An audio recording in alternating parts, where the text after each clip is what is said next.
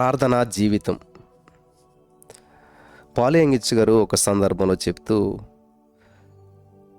మరి కొరియా దేశంలోనికి క్రైస్తవ్యం అనేటువంటిది ఒక ప్రాముఖ్యమైన విధానంలో వచ్చింది. అది ఒక రాజకీయ శక్తి వలె బలప్రయోగంతో రాలేదు కానీ, ఇద్దరు దైవజనులైనటువంటి అమెరికా మిషనరీల ద్వారా దేవుని యొక్క దివ్య సమృద్ధితో క్రైస్తవ్యం మాకు లభించింది అని చెప్పి పాల్ యంగిచ్ గారు చెప్పారు. ఒక విషయం యొక్క ఆరంభం అనేక సార్లు భవిష్యత్తులో ఎంతో అభ్యున్నతికి దోహదం చేస్తూ ఉంటుంది. కొరియాలో సువార్త పరిచయం ఈ రీతినే ప్రభావితం చేయబడింది. 1882 సంవత్సరంలో కొరియా, అమెరికా దేశాలు నిబంధన పత్రంపై సంతకాలు చేశాయి. అమెరికాలో ఉన్నటువంటి సంఘాలు ఎంతో నిరీక్షణతో సువార్త సేవా కార్యక్రమంకై ఎదురు చూస్తూ ఉండగా ఈ సమయంలో నూతన ద్వారాలు తెరిచినట్లయింది. 1884 సంవత్సరంలో చైనాలో ఉంటున్నటువంటి డాక్టర్ హెచ్ఎన్ ఎలన్ గారు ఉత్తర ప్రెస్బిటరీ బోర్డు వారు కొరియాకు బదిలీ చేశారు. 1885 సంవత్సరంలో అమెరికా నుంచి ప్రెస్బిటరీ సంఘ సభ్యుడైనటువంటి reverend Harris G Underwood, Methodist సంఘస్థుడైనటువంటి రెవరెండ్ హెచ్జి అప్పెన్ జెల్లర్ అనేటువంటి ఇరువురు ప్రారంభంలో మిషనరీలుగా పంపబడ్డారు. కొరియాలో క్రైస్తవ మతాభివృద్ధికి వీరిద్దరు కూడా ముఖ్య కారకులయ్యారు. ఆది నుండి కొరియాలో ఉన్నటువంటి క్రైస్తవ సంఘాలన్నీ కూడా జాతీయ సంఘాలే. వీటిని కొరియా మంత్రులే నడిపిస్తూ అభివృద్ధి చేస్తూ వారే పోషిస్తూ ఉండేవారు. ఈ సాహసం యొక్క విజయాన్ని గురించి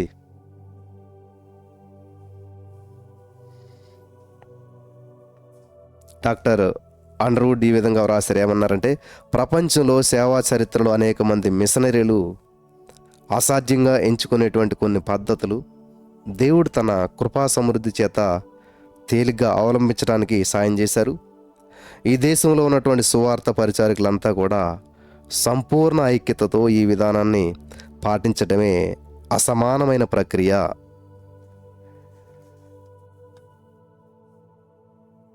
మరి పాల్ యంగిచ్ గారు చెప్పినటువంటి సందర్భాల్లో కొన్ని చూసినట్లయితే, ఆ కొరియా దేశం వాళ్ళు కాబట్టి పాల్ యంగిచ్ గారిది, ఆ కొరియా దేశపు ఆది సంఘ సభ్యులంతా కూడా ప్రతి ఉదయం ప్రార్థన కొరకు ఒక స్థలంలో సమావేశమయ్యేవారంట. 1906 సంవత్సరంలో ఉద్యమం రగిలిందంట. ఉత్తర కొరియా ముఖ్య పట్టణంలో ప్రెస్బిటరీ సంఘ విశ్వాసులు కూడి ప్రార్థిస్తూ ఉండగా పరిశుద్ధాత్మ వారి మీదకి దిగాడంట.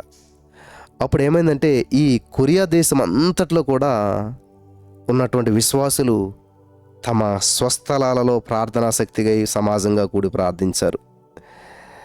ఇంకా ఎవరి స్థలాల్లో వాళ్ళు కూడి ప్రార్థించడం మొదలుపెట్టారు. 1958 సంవత్సరంలో పాల్ యంగిచ్ గారి సేవను ప్రారంభించినప్పుడు సియోల్లో ఒక మురికి వాడలో పాల్ యంగిచ్ గారు పరిచర్య కొరకు వెళ్ళారంట. అమెరికా సైనికులు ఉపయోగించినటువంటి ఒక పాత గుడారం అక్కడ వేసి బోధించడం ప్రారంభించారంట. వింటున్నారా? పాల్ యంగిచ్ గారు సంఘం ప్రారంభించినప్పుడు ఆయన దగ్గర డబ్బులు లేవు, చర్చ నిమిత్తానికి ఏ విధమైనటువంటి వసతులు లేవు. మరి మిలిటరీ వాళ్ళు ఏం చేస్తారంటే, మిలిటరీ సైనికులు గుడారాలు, టెంట్స్ ఉంటాయి కదా, టెంట్లు వాడేసి పక్కన పడేసిన టెంట్లు ఆయన తెచ్చుకుని వాటిని వేసుకుని వాటినే టెంట్లుగా వేసి అందులో సేవను ప్రారంభించాడంట. హల్లెలూయా.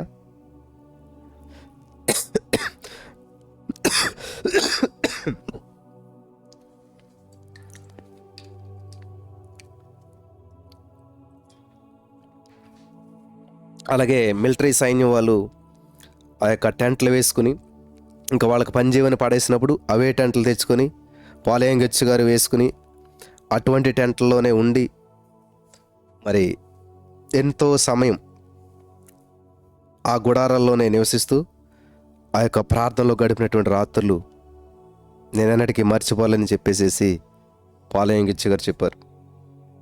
ఆయన అనుభవాల్లోంచి. పాత టెంటల్లో పిల్లలు గమనించాలి, ప్రతి వారి యొక్క పునాది ఇలాగే గందరగోళంగానే ఉంటుంది. ప్రతి వారి యొక్క పునాది సమస్యల్లో, ఇబ్బందుల్లో, మురికిలో ఉన్నట్టుగానే ఉంటుంది. శీతాకాలంలో మరి దుప్పట్లు కప్పుకొని ఈ యొక్క పాలయంగిచ్చి గారు ఎక్కడైతే ప్రసంగానికి వెళ్తారో ఆ ప్రసంగ వేదిక దగ్గర దుప్పట్లు కప్పుకొని అనేక గంటల ప్రార్థనలో గడిపేడువంట.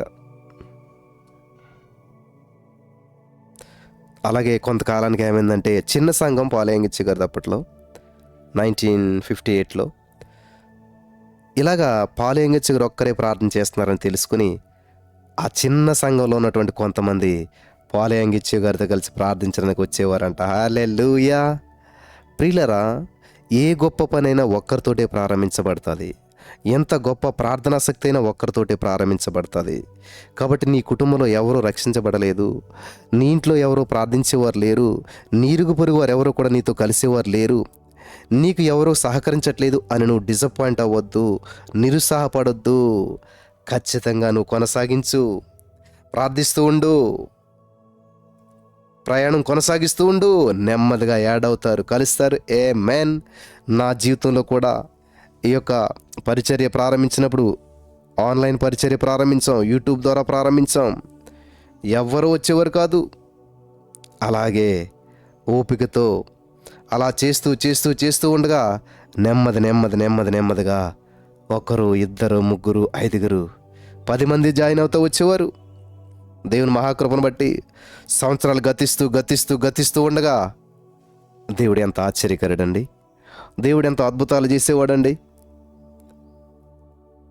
వేల మందిగా విస్తరింపజేశాడు.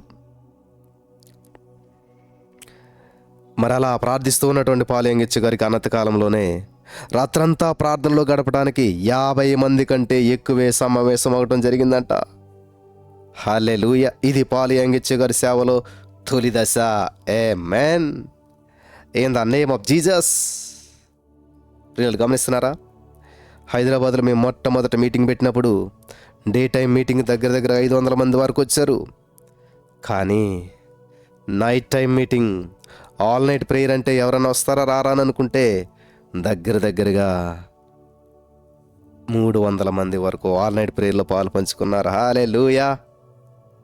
దేవునికి స్తోత్రం కలుగును గాక.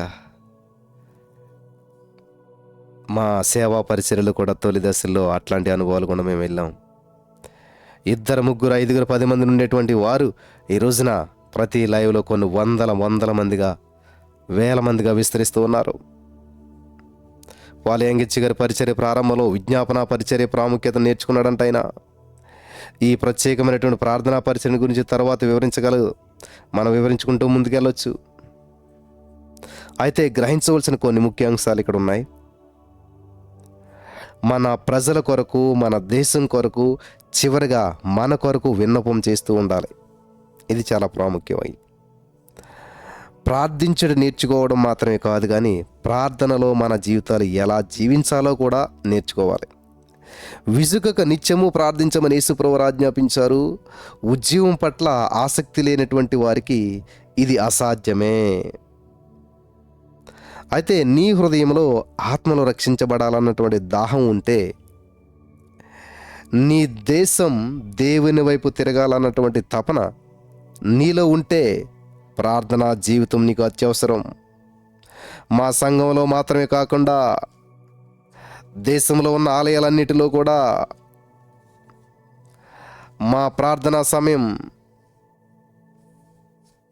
కలిగి ఉండాలి. అందుకే నేను ఎర్లీ మార్నింగ్ 3:30 ప్రేయర్లు ఏమంటానంటే, మనం మాత్రమే కాదు, సంఘ భేదం లేకుండా అందరూ కూడా దేవుని సన్నిధిలో గడపాలి.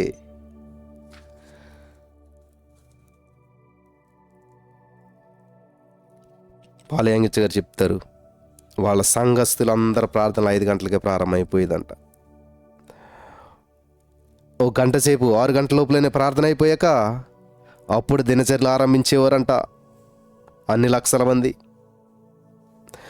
ప్రియులు గమనించాలి, మన జీవితాల్లో అతి ప్రాముఖ్యమైనటువంటి అంశం ప్రార్థన. కాబట్టి మనం పడకలపై త్వరగా చేరడం నేర్చుకోవాలి. శుక్రవారం రాత్రంతా ప్రార్థనలో గడుపుతూ ఉంటుంటాం. రాత్రంతా జరిగే ఈ యొక్క ప్రార్థనా కూటాలకు హాజరయ్యేటువంటి వారిలో ఆలయం నిండి ఉండుట చాలా ఆశ్చర్యకరం అనిపిస్తూ ఉన్నది. నేను నమ్ముచున్న భవిష్యత్తులో ప్రతి శుక్రవారం సంపూర్ణ రాత్రి ప్రార్థన ఉంటుంది. ఎందుకంటే ఈ రోజున ప్రియులరా, ప్రతి 4th ఫ్రైడే సికింద్రాబాద్, ప్రతి థర్డ్ ఫ్రైడే వైజాగ్, అలా ఆల్మోస్ట్ జరుగుతూ ఉంది. ఇంకా అనుకున్నటువంటి 2 శుక్రవారాలు కూడా అయితే నెలలో 4-5 శుక్రవారాలు ఉంటాయి. కాబట్టి ఈ యొక్క సమయాన్ని దేవునికి సమర్పించుకుంటూ వస్తూ ఉన్నాం. ప్రార్థించేవారుగా మనం ఉందాం. హల్లెలూయా. సంపూర్ణ రాత్రి ప్రార్థన అనేటువంటి చాలా పవర్ఫుల్.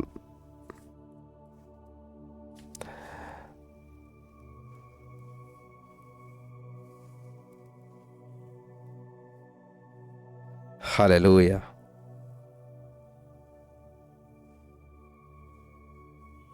కాబట్టి దేవుని సన్నిధికి వెళ్ళే వ్యక్తి ప్రతివారు ప్రార్థనాపూర్వకంగా వచ్చి ఆరాధనకు ముందు ప్రార్థిస్తూ ఉంటే ఎంత దీవెనకరంగా ఉంటుంది.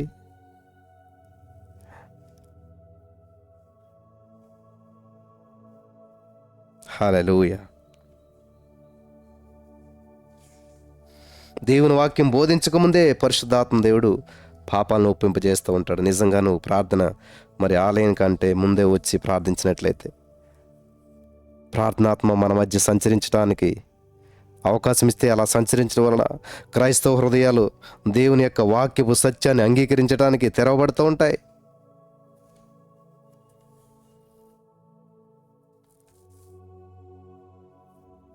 ఆదివారం ఆరాధన జరుగుతున్నప్పుడు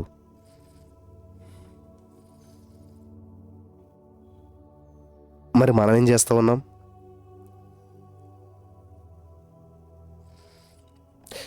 పాలయంగిచ్చి గారి సంఘం అయితే ఒక ఆరాధన జరుగుతుంటుంటే మరొక చోట కూడుకొని కొంతమంది ప్రార్థిస్తూ ఉంటారంట. వేల కొలది కొరియా విశ్వాసులు కలిసి ఏకస్వరంతో ప్రార్థించడం విస్తార జల ప్రవాహంలో ధ్వనిని గుర్తు చేస్తూ ఉంటుంటుందంట. ప్రకటన గ్రంథం 14:2 మరియు విస్తారమైన జలముల ధ్వనితోనూ గొప్ప ఉరుముల ధ్వనితోనూ సమానమైన ఒక శబ్దము పరలోకం నుంచి రాగా వింటిని. హల్లెలూయా.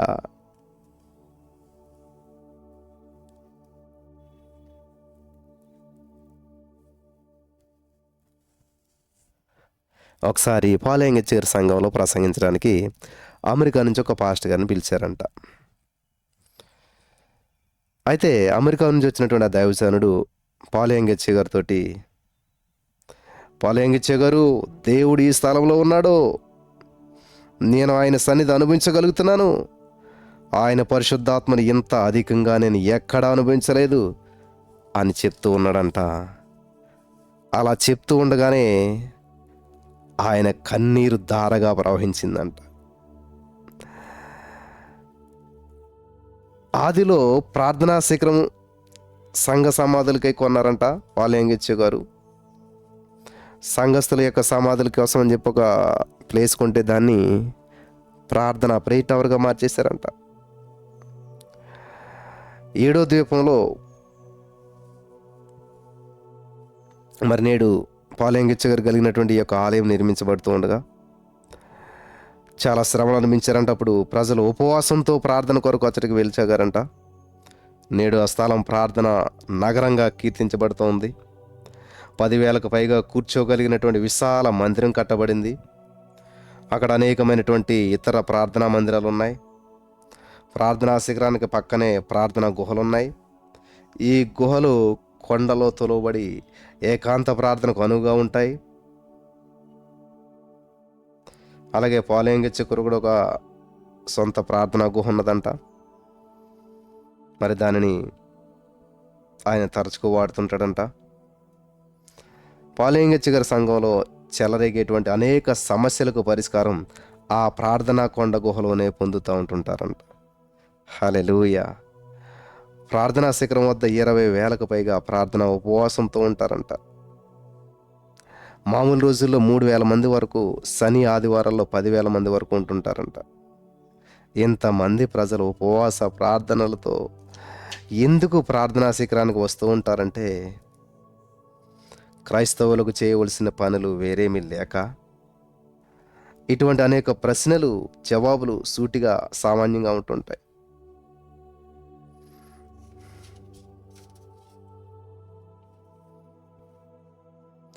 నీ కుటుంబీకులలో ఒకరు క్యాన్సర్ వ్యాధితో మరణిస్తుంటే ఎక్కడో ఒక చోట స్వస్థత దొరుకుతుందని నీకు తెలుపబడితే ఆ చికిత్స ఎలాగని ఇప్పించాలని చెప్పి నీ శక్తివంచన లేకుండా ప్రయత్నిస్తావా లేదా?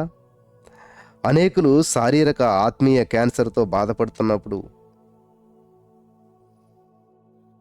మునుపు యోచించినట్లు ఇహలోక ఐశ్వర్యమేమియు మనకు ఆనందాన్ని, సౌఖ్యాన్ని ప్రసాదించట్లేదు. స్వస్థత శారీరకంగా మాత్రమే కాదు, ఆత్మీయమైనటువంటి సమస్యలకు కూడా అవసరమైనటువంటి ఉన్నది. ఉపవాసాలకు, ప్రార్థనలకు అంకితమై శక్తిని అందించేటువంటి పట్టణంలో ప్రజల అవసరం ఉన్నదని, అవసరములన్నీ తీరగలవని మనం గమనించగలుగుతూ ఉన్నాం. అందుకే ప్రజలు ఎడతెరిపి లేకుండా వస్తూ ఉంటుంటారు అని పాలయంగిచ్చి గారు చెప్పారు. హల్లెలూయా.